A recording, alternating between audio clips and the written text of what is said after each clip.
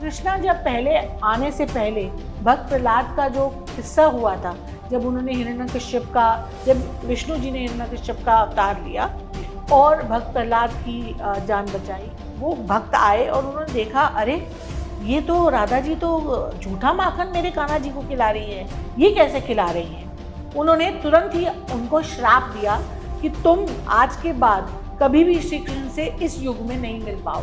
और मसान की होली जो है, ये सिर्फ वही लोग खेल सकते हैं जो दिल से और दिमाग से थोड़े से मजबूत हो।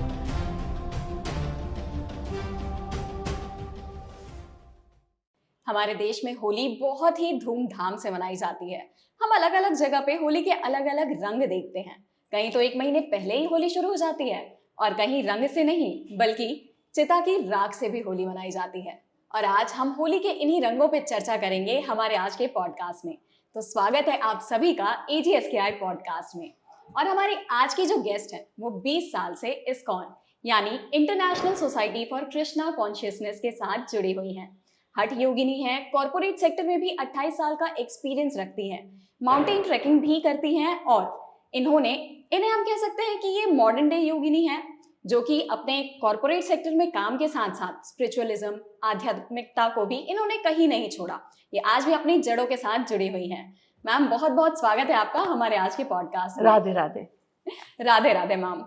मैम, सबसे पहले तो मैं हमारे व्यूअर्स के साथ साथ आपको भी होली की शुभकामनाएं देना चाहती हूँ। आप सबको भी शुभकामनाएं।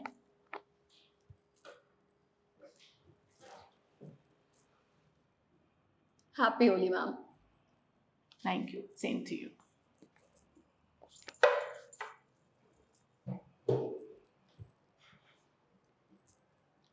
और मैम, आपके लिए होली कैसा रहता है? मतलब जैसे हम सब होली बहुत ज़्यादा धूमधाम से मनाते हैं, आप होली कैसे सेलिब्रेट करती हैं? होली मेरे लिए मेरा सबसे फेवरेट फेस्टिवल है, क्योंकि ये मेरे आराध्य श्री ठाकुर जी से जुड़ा हुआ है। और होली बचपन से ही मेरे लिए बहुत स्पेशल रही है, क्योंकि सिर्फ ये एक रंगों का त्यौहार नहीं है। इस दिन पे हम बहुत सारी बुराइयों को पीछे छोड़ के और अच्छाइयों की तरफ आगे बढ़ते हैं। तो ये एक जो चीज़ है जो आज के यूथ में जो कमी नज़र आ रही है, उस चीज़ को बढ़ाने के लिए एक बहुत ही पॉजिटिव फैक्टर है। तो होली ना सिर्फ रंगों का त्यौहार है, but it's a celebration of joy, it's a celebration of good over evil, and also that you need to forget. आपको अपना छोड़ना पड़ेगा एक ये कि हम होली में ये कहते हैं कि होली में दुश्मन को भी रंग लगाकर गले से लगा लिया जाता है। तो इसमें आपको वो भाव मिलेगा, वो एक जुड़ाव मिलेगा अपनी संस्कृति के साथ। मैम, जैसा आपने बोला अच्छाई पे बुराई पे अच्छाई की जीत, तो मैम हम बचपन से कहानियां सुनते आए हैं हिरण्यकश्यप की, फिर हम कहीं ना कहीं कहानियां सुनते हैं राधे कृष्णा की। तो होली का ओरिजिन ना बहुत सारी कहानियों में बटा हुआ है हमारे लिए। आपके हिसाब से कौन सी कहानी पे विश्वास करना ज्यादा सही है? मतलब कौन सी कहानी ज्यादा प्राचीन है, ये भी कह सकते हैं कि उसका इतिहास, होली का इतिहास वहां से शुरू हुआ हो? देखिए, अगर कहा जाए तो हिंदू माइथोलॉजी में हर एक फेस्टिवल का आप क्या प्राचीन पड़ाव है वो आप नहीं ढूंढ सकते, क्योंकि कहीं ना कहीं वो हर कहीं कहीं एक एक अपने अपने एरिया में जुड़ा हुआ है। तो होली को हम एक रूप में देख सकते हैं कि जब भक्त प्रहलाद के, हम वहाँ से हम स्टार्ट कर सकते हैं इसको। वैसे तो भक्त प्रहलाद जो हैं वो कृष्ण से पहले थे। तो कृष्णा जब पहले आने से पहले भक्त प्रहलाद का जो किस्सा हुआ था, जब उन्होंने हिरण्यकश्यप का, जब विष्णु जी ने हिरण्यकश्यप का अवतार लिया और भक्त प्रहलाद की जान बचाई और वध किया, उससे फिर हम होलिका दहन पे आते हैं। उससे पहले हम होलिका दहन पे आते हैं, जब भक्त प्रहलाद को विष्णु भक्ति के लिए उनके अपने ही पिता ने जो तोड़ने की कोशिश करी, जिसकी वजह से होलिका दहन हुआ, जिसको आज की डेट में हम पहले होलिका दहन करते हैं। होली की पूजा की जाती है। यहाँ पे हम एक और चीज़ को सेलिब्रेट करते हैं कि हमारा विंटर खत्म होता है और समर स्टार्ट होते हैं, तो इसको फगवा भी कहते हैं एक तरीके से। तो वो स्टोरी सबसे प्राचीन है और उसके अगले ही दिन हम उसको सेलिब्रेट करने के लिए हम रंगों से उसको सरोबोर करते हैं। तो रंग लगाते हैं, खुशियाँ मनाते हैं कि एक बुराई का अंत हुआ और अच्छाई की जीत हुई। तो अच्छाई की जीत इससे बेहतर और किस ढंग में मना सकते हैं, जैसे कि दिवाली में हम दियों से जलाते हैं, जी। या हम रंगों से मनाते हैं। भारत में त्योहारों के रंग तो बहुत अलग है। बिल्कुल। दिवाली में हम दीप जलाते हैं और यहाँ हम रंगों से खेलते हैं। जी। मैम जैसे हिरण्यकशिप की आपने बात की, स्टोरी बताई, तो ऐसा कहा जाता है कि पत्थर पूजन की जो प्रथा हुई कि भगवान को पत्थर में पूजा जाता है, वो क्या वहीं से शुरू हुई थी? नहीं, वो उससे भी प्राचीन है, क्योंकि शिवलिंग हमारे जी। 3 आराध्य है, विष्णु, ब्रह्मा और महेश। हम्म। इन तीनों की स्थापना हमारे बहुत पहले युगों में हो चुकी है। और ब्रह्मा जी को सिर्फ उनकी कहीं कोई मूर्ति नहीं है, उनको सिर्फ एक रूप में पूजा जाता है। पुष्कर में सिर्फ जो है ब्रह्मा जी को कहते हैं कि उनका वास है। हाँ। और शिव जी को हम पूजते हैं लिंग के फॉर्म में, और विष्णु जी को हम पूजते हैं अलग अलग अवतारों में। तो विष्णु जी की कहीं कोई मूर्ति है जिसको हम पूजते हैं, विष्णु अवतार की, जिसको तिरुपति बालाजी भी कहा जाता है, जी। कहीं कुछ और भी बोला जाता है। और सबसे बड़े हैं जो, वो हैं ठाकुर जी, जिनको हम मूर्ति पूजन के रूप में ही पूजते हैं। और वो द्वापर युग से शुरू हुआ। द्वापर युग में जब स्थापना हुई, श्री कृष्ण पैदा हुए, कंस का अंत हुआ, उसके बाद उन्होंने महाभारत की संरचना करी, और उसी बीच राधा कृष्ण का जो प्रेम का प्रतीक उत्पन्न हुआ, उससे होली की शुरुआत हुई, जहाँ पे राधा कृष्ण के प्रेम को भी होली में बहुत महत्व दिया गया है।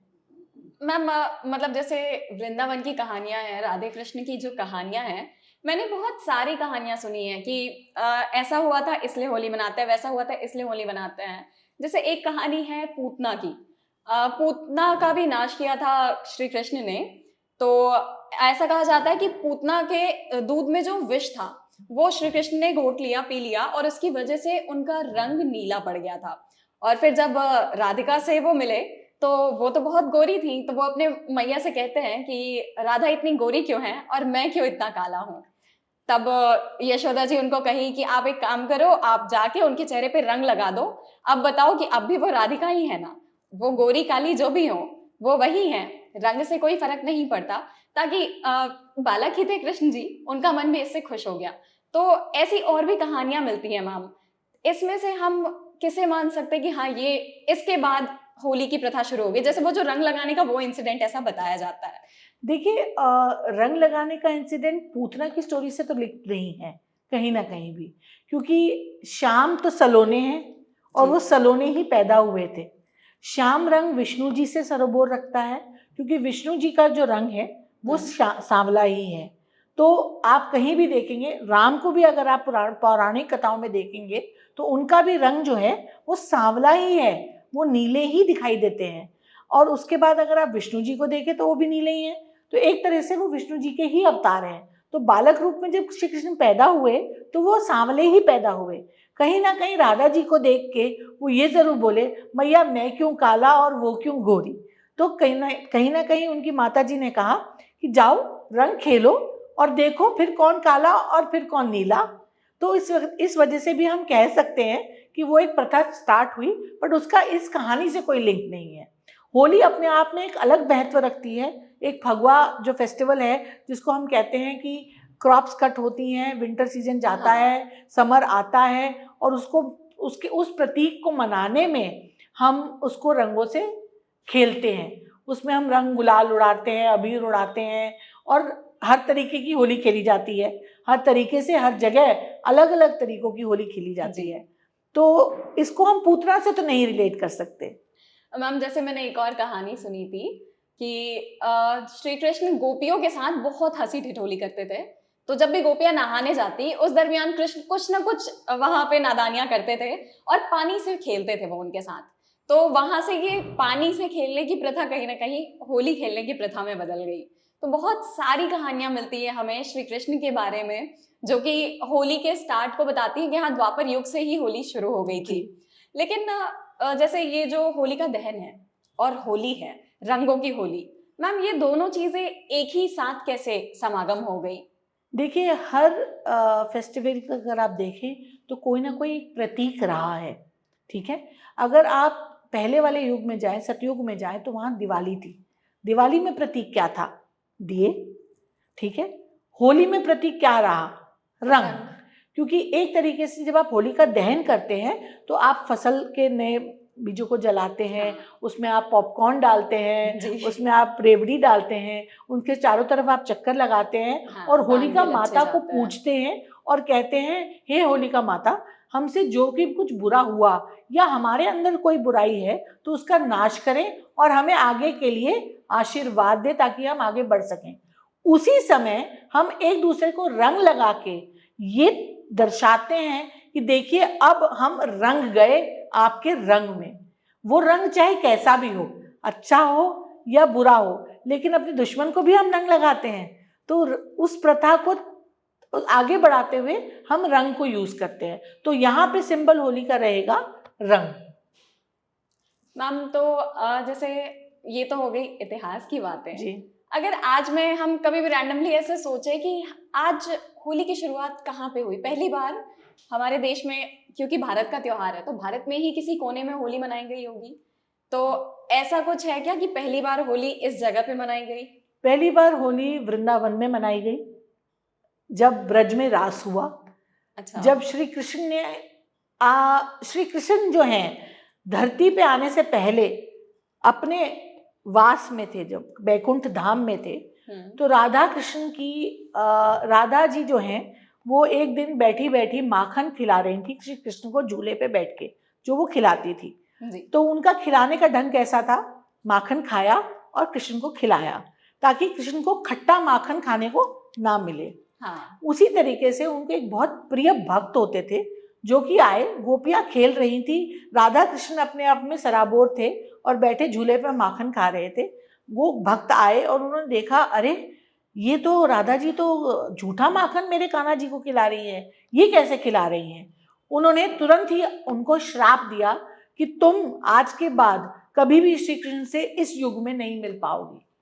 तो वहां पे जो है अलगाव पैदा हो गया श्री कृष्ण और राधा जी में, जो कि श्री कृष्ण ने राधा जी को एक वरदान दिया अपने आप में कि अब तुम मुझे विस्मरण नहीं कर सकती, तुम मुझे भूल जाओगी। अगले युग में जब मैं धरती में पैदा होऊंगा तो तुम भी पैदा होगी और फिर तुम्हें याद दिलाने के लिए मैं अलग अलग लीलाएं करूंगा और तुम्हें याद दिलाऊंगा कि तुम कौन हो और तुम्हारा क्या औचित्य है इस धरती पे आने का। तो जब राधा जी पैदा हुई तो उनकी आंखें बंद थी, उनकी आंखें कभी खुली नहीं। उनका वादा था श्री कृष्ण जी के से कि हे कृष्ण, जब तुम धरती पे आओगे और मुझे पहली बार देखोगे तभी मैं अपनी आंखें पहली बार खोलूंगी। तो जब वहां से वो अपने जेल के वहां से निकल के कंस का वो करके वध, और जब वो ब्रिज में आए, तो जब उन्होंने राधा जी को पहली बार देखा पालने में, तब उन्होंने राधा जी ने अपनी आंखें खोली। उसके बाद से हम ये कह सकते हैं कि राधा कृष्ण की प्रेम लीलाएं शुरू हुई, पानी से खेलना शुरू हुआ, उनका कपड़े चुराना शुरू हुआ। तो कृष्ण जो है वो अपने आप में प्रॉपर पुरुषार्थ हैं, उनको आप डिफाइन नहीं कर सकते। वो युग पुरुष भी हैं, वो एक बालक भी हैं, वो एक होली खेलने वाले मस्तीखोर युवक भी हैं, वो लड़कियों को छेड़ने वाले युगल भी हैं और प्रेम करने वाले सबसे बड़े रास रसिया भी हैं। उनसे बेहतर रास और रास का ब्रज में रास आपने ना कभी कहीं देखा होगा ना कभी सुना होगा, जो कि हम कहानियों में देखते हैं या पौराणिक कथाओं में सुनते हैं। तो राधा कृष्ण का रास जो है वो इसी चीज को दर्शाता है और होली वहीं से शुरू हुई। इनफैक्ट जब हम कहते हैं कि होली खेलना कब आरंभ करें, तो जब आप होली जलाते हैं, होली का दहन जलाते हैं करते हैं, उसके बाद आप एक दूसरे को थोड़ा थोड़ा रंग लगाते हैं और उस दिन आप होली नहीं खेलते रात को, आप अगले दिन सुबह से खेलते हैं। उसका रीजन ये है कि रात को मध्य रात्रि में श्री कृष्ण को राधा जी ने रंग लगाया था।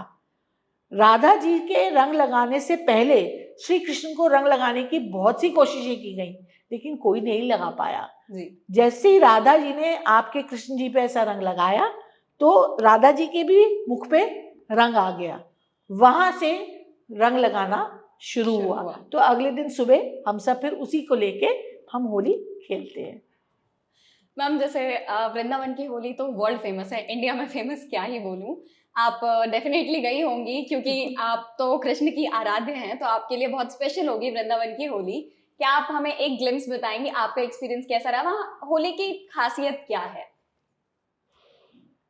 होली वृंदावन में अलग अलग तरीकों से खेली जाती है। 3 महीने पहले शुरू हो जाती है, जब होली स्टिक का डंडा गड़ता है जी। बैसाखी में, बसंत पंचमी में हाँ। जब डंडा गड़ता है, वृंदावन में होली तभी से शुरू हो जाती 3 है। महीने पहले। 3 महीने पहले, और 2 महीने बाद तक रहती है। तो अगर आप सोचें कि आप आज जाएंगे और आपको आज होली मिलेगी, नहीं। अगर आप 1 महीना पहले भी जाएंगे तो आपको होली दिखेगी। वहाँ होली फूलों से भी खेली जाती है। इनफैक्ट आप अगर देखेंगे तो होली इतने सारे फूलों से खेली जाती है, और ठाकुर जी को इतने फूल चढ़ाए जाते हैं कि ठाकुर जी नजर ही नहीं आते। ठीक है, उनके सिर्फ सब फूल ही नजर आते हैं चारों तरफ। तो एक तो हो गई फूलों की होली, फिर हो गई रंगों की होली, फिर हो गई लठमार होली जो बरसाना में खेली जाती है, जहाँ पे देवर अपनी भाभीयों के साथ खेलते हैं। तो जो देवर है वो भाभीयों को ब्रज में उनके लोक कथा लोकगीत गा के चिढ़ाते हैं, और भाभियां जो हैं वो देवरों को डंडों से लठ से पीटती हैं। ये एक सिंबल भी है भाभी और देवर के प्रेम के प्रतीक का, हाँ। रिश्ते का, एक स्वभाव का, कि ये मेरा देवर है, ये मुझे चिढ़ा सकता है। जैसे श्री कृष्ण जो है वो सब गोपियों को भी चिढ़ा सकते थे जी। इस तरीके से देवर और भाभी का सिंबल वहां दिया गया है। और वृंदावन में होली जो है, मैं एक बार नहीं 100 बार गई हूँ, और वहाँ हर बार होली का एक अलग ही मजा आता है। लेकिन अगर आप ये कहें कि उस दिन आपको अपनी शक्ल देखने को मिल जाएगी, तो वो पॉसिबल नहीं होगा, क्योंकि ठाकुर जी के सामने इतना रंग होता है कि आप उनके ही रंग में रंग जाते हैं। रंग ही रंग नजर आता है और कुछ नजर नहीं आता। आपको हर सड़क, हर गली, हर मोहल्ले, हर नुक्कड़ पे सिर्फ लोग राधे राधे कहते हुए मिलेंगे, राधे राधे कहते हुए मिलेंगे, और गुलाल उड़ाते हुए मिलेंगे। तो मैम, आपकी सबसे मेमोरेबल होली कौन सी रही है इनमें से?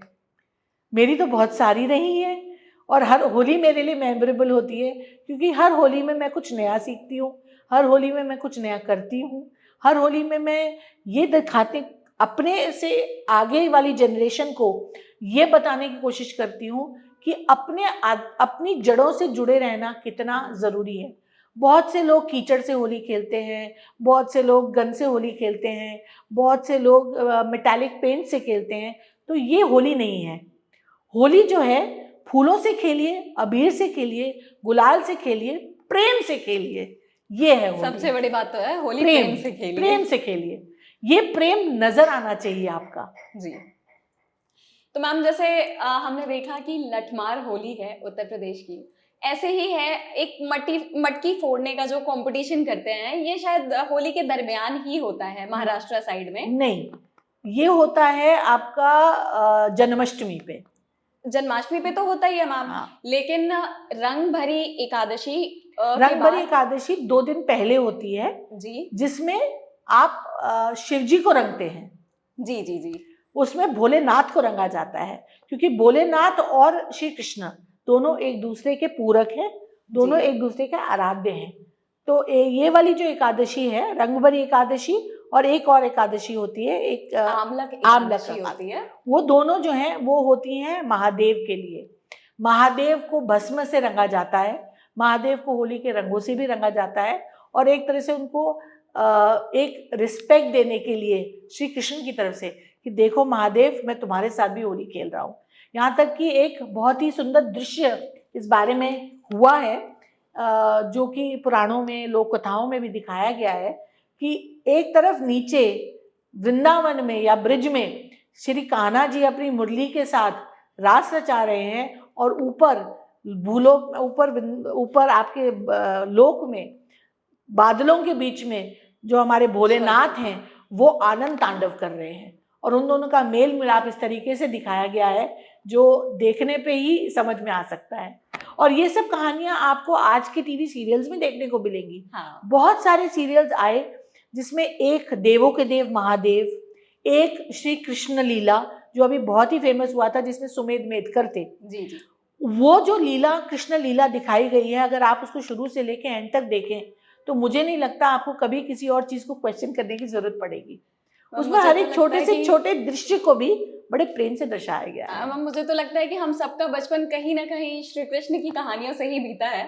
हमने कहीं ना कहीं उनकी स्टोरीज ही देखी हैं पूरे जी। बचपन में, और अभी भी उनकी लीलाएं हमें सरप्राइज ही करती रहती हैं। अगर आपने जैसे ये अभी बताई थी कि रंगभरी एकादशी को शिव जी होली खेलते हैं, और ये शिव जी और कृष्ण के बीच की बात मतलब वो है कि बिल्कुल। कृष्ण कहते हैं मैंने आपके साथ भी होली खेल ली।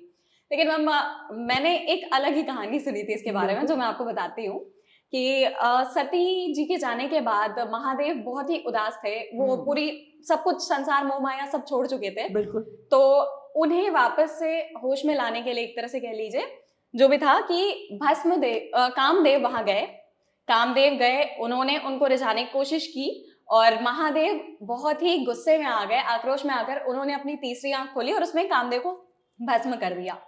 फिर कामदेव की जो पत्नी थी उन्होंने बहुत ही अर्चना की कि नहीं आप इन्हें माफ कर दीजिए, मुझे ये मुझे वापस चाहिए। तो उनकी प्रार्थना पे शिवजी ने उन्हें वापस से जिंदा कर दिया था। और वो जो भस्म का कॉन्सेप्ट आता है वहां से है कि फिर उसके बाद वो भस्म शायद महादेव ने खुद पर पोत लिया था। वो कुछ ऐसी स्टोरी थी। नहीं, ये थोड़ी सी अलग है जो आपने बताई। जी। जब सती माता की मृत्यु हुई तो उनके शरीर को लेके शिव जी बहुत सारे युगों तक अपने फिरते रहे। इस हाँ। बात को देख के विष्णु जी और ब्रह्मा जी बहुत परेशान थे कि कैसे उनको वापस से संसारिक मोह में लाया जाए। तो उस टाइम पे विष्णु जी के कहने पर कामदेव और रति को बुलाया गया, और उन्होंने कुछ नहीं किया उस टाइम। सती माता की जो दूसरी थी, जो उनका अवतार था, वो थी पार्वती जी। पार्वती जी ने जब श्री महादेव को देखा एक रूप में, इससे पहले जब सती माता को लेके महादेव जी युगों में हर तरफ चौरास्ते पे, स्वर्ग में, नरक में, हर तरफ लोकों में घूम रहे थे, तो उनको उनसे अलग करने के लिए श्री विष्णु जी ने एक औजार जो है अपनी तरफ से फेंका। ये था उनका सुदर्शन चक्र। हाँ। जिसकी वजह से उनकी सती माता के जो है वो 14 अखंड पीठ हुए। हाँ। 14 जगह उनकी बॉडी गिरी। सिद्धिपीठ जो है सिद्धिपीठ कही जो जाती है, आज। तो इस वजह से 14 सिद्धिपीठ बने। जी। तो सिद्धपीठ बनने के बाद उसके बाद श्री कृष्ण जो है अपने पूरे मग्न हो गए अपने अध्यात्म में। उन्होंने सांसारिक मोह त्याग दिया, बहुत रोए, तांडव भी किया, और उसके बाद वो अपनी साधना में लीन हो गए। उसके बाद पार्वती जी ने उनको देखा और देखा कि ये कौन योगी हैं जो यहाँ बैठे हैं, और उनको ये देख के भी डर नहीं लगा कि उनके कंठ में सांप है, उनके मुंह में भस्मली है, कैसे वो जटाधारी हैं और शेर की खाल पहने हैं और बैठे हैं। तो उनके इस रूप से सम्मोहित होके पार्वती जी ने उनकी आराधना करनी शुरू करी। जब उनकी आराधना होती रही युगों युगों तक और वो सफल नहीं हुई, तब विष्णु जी को लगा नहीं, अब हमें तो कुछ करना ही चाहिए, ताकि संसार को चलाने वाला कौन है? संसार को चलाने वाली है शक्ति। हाँ। जो शक्ति और शिव का मिलन होने के बाद ही हो सकता था। ठीक है, तो उसके लिए जो है कामदेव और रति जी को बुलाया गया, क्योंकि कामदेव जो हैं वो हमारे पौराणिक कथाओं में या हमारे से जो जुड़े हमारा आध्यात्म है उसमें उनको माना गया है काम के स्वरूप में। जी ठीक है।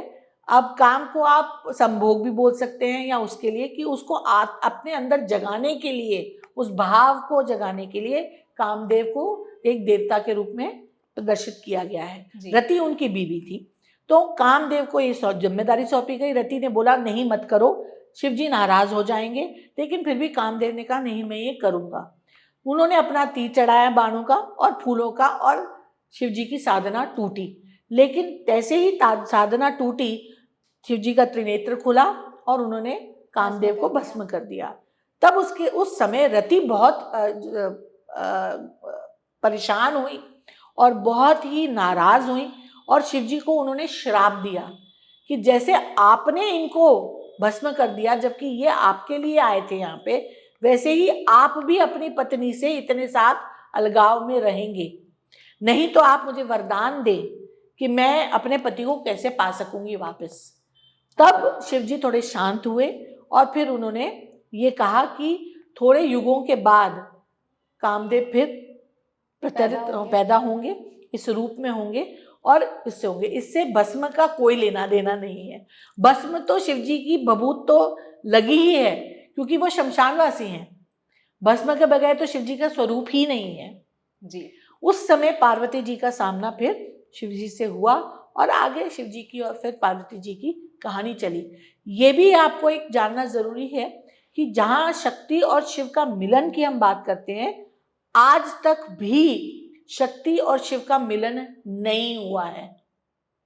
जो उनके बच्चे हैं जी कार्तिकेय और गणेश, दोनों अलग अलग तरीकों से पैदा हुए हैं। जी जी उनके संभोग के मिलन से पैदा नहीं हुए।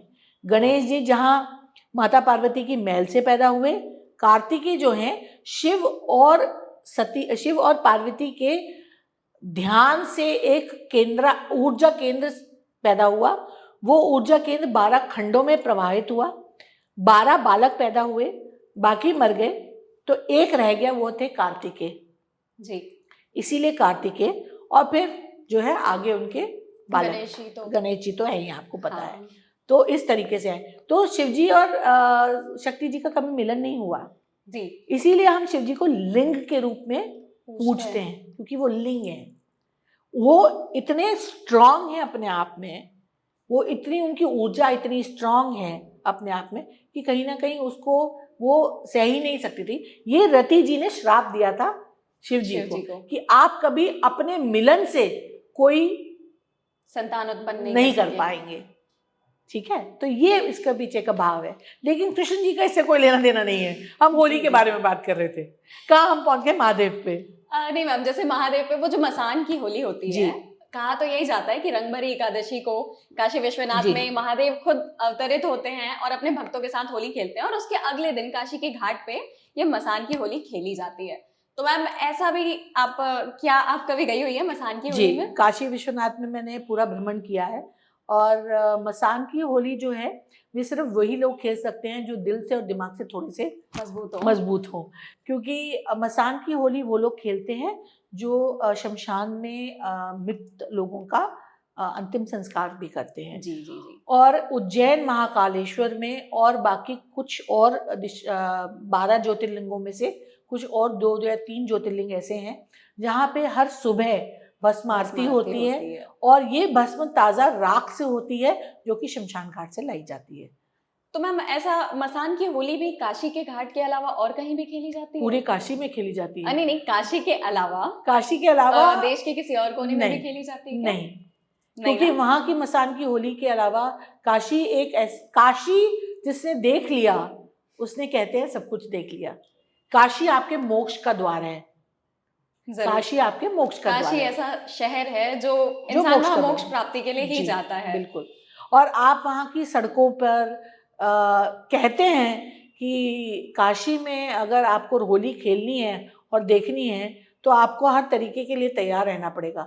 वहाँ कपड़ा फाड़ होली भी होती है, वहाँ पे कुर्ते भी फाड़े जाते हैं, वहाँ पे जो व्यक्ति नहीं भी होली खेलना चाहता उसको भी खेलनी पड़ती है। तो गली में निकलने से पहले सोचना पड़ता है। जरूर मैम। मैम जैसे आपने कपड़ा फाड़ होली की बात की तो मेरे दिमाग में आया कि मथुरा वृंदावन में भी एक हुड़दंगा होली होती है। हाँ, बलदाऊ जी की दाऊ जी की हुड़दंगा होली, जिसे कपड़ा फाड़ होली भी कहते हैं लोग। तो मैम अभी तक तो राधे कृष्ण ही थे कहानी में होली की, लेकिन अब बलदाऊ जी भी आ गए। बलदाऊ जी की होली जो होती है वो होली के 2 दिन के बाद होती है।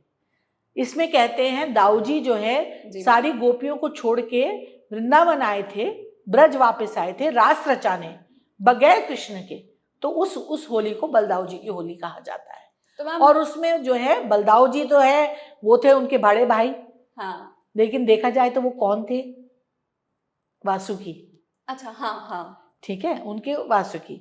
तो वो अपनी होली खेलते हैं और वो जिस तरीके से होली खेलते हैं वो होली जग प्रसिद्ध है। जैसे आपने कहा बलदाऊ जी की कपड़ा फाड़ होली। तो मैम मतलब वो कपड़ा फाड़ने का जो एक रस्म है, रिवाज है, वो क्यों है? अब बलदाऊ जी तो बलदाऊ जी ही हैं, उनको जैसा पसंद आता है वो होली खेलते हैं। भाई कृष्ण की होली जो है वो प्रेम का स्वरूप है और बलदाऊ जी की जो होली है वो है हुड़दंग मचाने की। तो हुड़दंग में तो कपड़े भी फटते हैं, चोटें भी लगती हैं। हमने जब भी बलदाऊ जी का किरदार देखा है ऐसे, तो वो हमेशा लठ के साथ दिखते थे, वो बिल्कुल ऐसे मतलब पावरफुल वाले उसमें रहते थे। बिल्कुल। तो कहीं ना कहीं तो यहाँ वो कृष्ण जी को छोड़ के आते हैं। जी जी 2 दिन के बाद होती है बलदाऊ जी की होली, और ये हुड़दंग की होली होती है।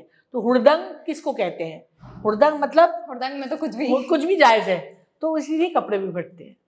जी जरूर मैम। आज हम बात करें तो हम अगर जाएं ब्रज में या मथुरा में, तो हमें कहीं होली खेले रंगबीरा यही नहीं ये सुनाई नहीं देगा। सुनाई देगा। हमें सुनाई देंगे फोकलोर, हाँ। फोक गाने, उसको कहते हैं फगवा। तो लेकिन ये हर मैम जगह तो प्रसिद्ध हो भी नहीं सकता। हाँ, मतलब ये तो एक जगह का ट्रेडिशन हो गया एक तरह से मैम। लेकिन जैसे फगुआ में अक्सर लड़कियों को जाना बहुत अलाउ नहीं करते हैं शायद, क्योंकि कहीं कहीं पे मैंने ऐसे सुना है, मेरे खुद के रीजन में फगुआ का बहुत कल्चर है, लेकिन वहां पे लोग कभी ना लड़कियां नहीं जाती फगुआ गीत में, ऐसा क्यों है?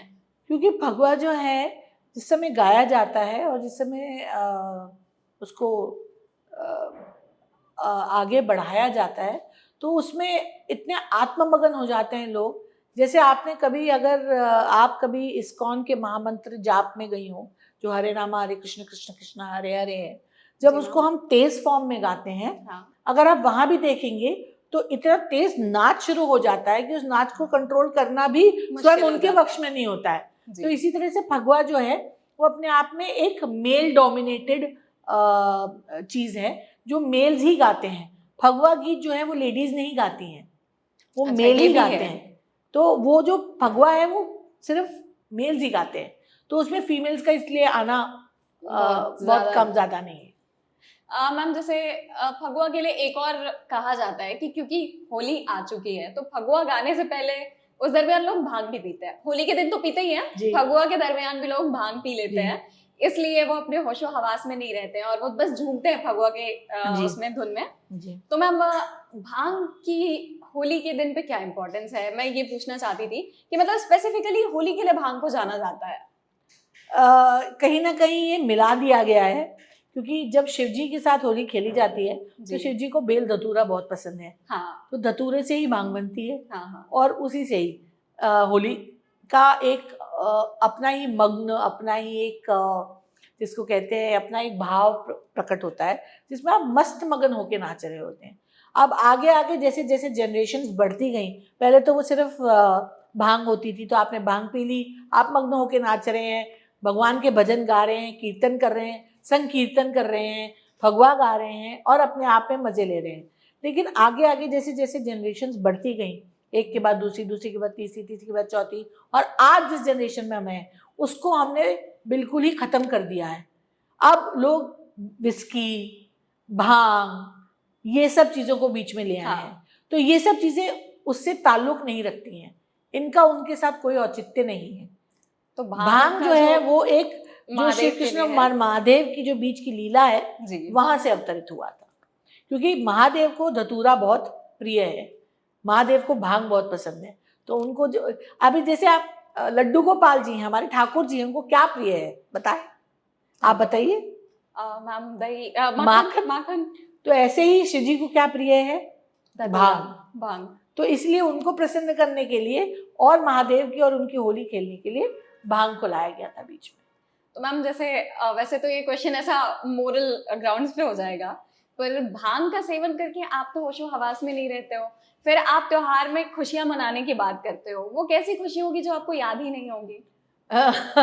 अब ये एक अच्छा प्रश्न है, बट ये एक व्यक्तिगत प्रश्न है। हाँ मैम, ये कह ये सकते हर हैं कि एक के ऊपर, हर एक प्रश्न है। व्यक्तिगत प्रश्न है। किसी को मजा आता है, कोई अपने आप को भूलना चाहता है, कोई भांग के रंग, कोई होली के रंग में सरबोर होना चाहता है, कोई चाहता है कि बस मैं तो भूल जाऊं सब कुछ और रहूं अपने कान्हा के मुंह भक्त में, में। मन में। तो वो उस तरीके से भी करता है। तो हर एक का अपना अपना व्यक्तिगत इस पे एक लुकआउट है, जो कि हम नहीं कह सकते किसी को भी कि गलत है कि सही है। हाँ, ये गलत है कि जैसे आजकल का यूथ है वो विस्की, या आप कहीं कहीं देखेंगे होली के फेस्टिवल्स जहाँ मनाए जाते हैं, वहाँ लिकर और ये सब बिक रहा होता है, जी जो कि मैम। दिया जाता है, विच इज़ रॉन्ग, जो कि होली से बिल्कुल भी मेल नहीं खाता। मेल नहीं खाता, परे है। हाँ मैम, जैसे मेरे यहाँ होली में जो महत्व है वो है गुजिया का, बहुत मीठे ज्यादा। का, भांग का। गुजिया, मीठा, भांग की मिठाइयाँ कितनी ज़्यादा चलती है। बिल्कुल। होली के पकवानों का तो अलग ही स्वाद है और सबसे खूबसूरती कह लीजिए इस त्योहार की कि होली के बाद हम कहीं न कहीं सबसे मिलते हैं, एक-दूसरे के घरों में जाते हैं। फर्स्ट हाफ में तो हम होली ही खेलते हैं, लेकिन सेकंड हाफ में हम एक-दूसरे के घरों में बिल्कुल, जाते हैं, पकवान खाते हैं। तो ये कहीं न कहीं हमारी यूनिटी को भी, सोशल बिल्कुल, यूनिटी को भी बढ़ाता ही है। बिल्कुल। और मुझे तो लगता है बेस्ट पार्ट होते हैं वो ट्रीट्स जो कि होली के हमें मिलते हैं। तो जैसे कि आपने देखा, आज मैं पॉडकास्ट में थी मिस आराधना के साथ, जो कि एजीएस के आई 360 यूट्यूब चैनल की एंकर है, और मुझे उनके साथ बातें करने में बहुत ही मज़ा आया। बहुत सारी चीज़ें उनको जानने को मिली और मुझे बताने के लिए मिली। तो लाइक, सब्सक्राइब और शेयर इस वीडियो को ज़रूर करें, आगे बढ़ाएं, ताकि आज का यूथ भी जान पाए कि होली का महत्व क्या है। राधे राधे।